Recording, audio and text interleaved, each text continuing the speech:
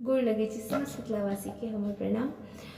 आइ हम फिर से माँ दुर्गा पूजा के दिन, पाँचम पूजा के दिन, जे कि माँ भगवती स्कंद माता के दिन मानल जाय छै और कहल जाय छै कि भगवती ज्ञान और बुद्धि के देवी छथिन। तो माँ भगवती स्कंद माता से यह हमर आराधना कि हे भगवती सबके अहाँ बुद्धि ज्ञान नीक देवे, संगे हमरो। तो वह प्रार्थना के साथ, आशा के साथ एक छोट सन माँ भगवती के अनुरोध भगवती गीत अहाँ सबके साथ साझा कर रहल छी। जेहनो लागत जरूर कहब। जय माँ भगवती। जहिया सा हमरा तू बिसर लगे मैया, जहिया सा हमरा तू बिसर लगे मैया, जिंदगी भेले सुनसान गे, जोगे मैया ई की केले, जो जोगे मैया ई की केले, हमरा बना देल आन गे, हे गे मैया के हमरा बना देल आन गे।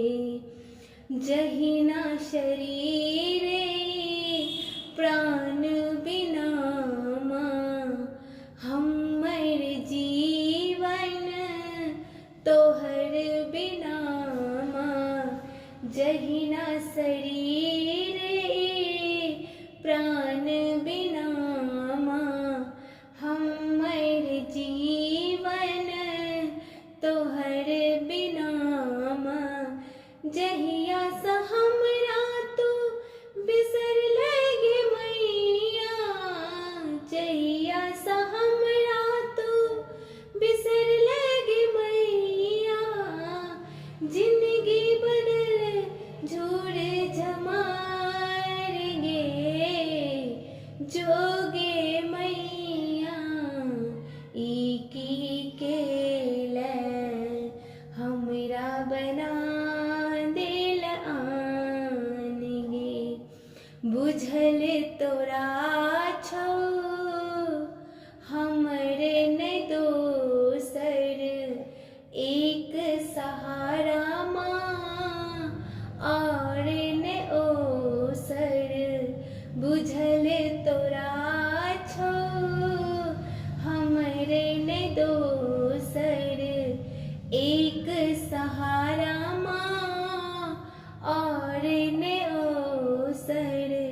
जहिया सा हमरा तू अनठे लगे मैया, जहिया सा हमरा तू अनठे लगे मैया, जिंदगी बनल बेईमान गे, जोगे मैया ई की केले, जो जोगे मैया ई की केले, हमरा बना देल आन गे।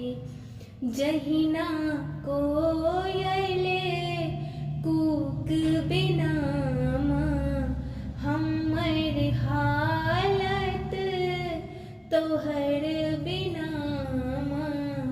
जहिना कोयल कूक बिना माँ, हमर हालत तोहर बिना माँ।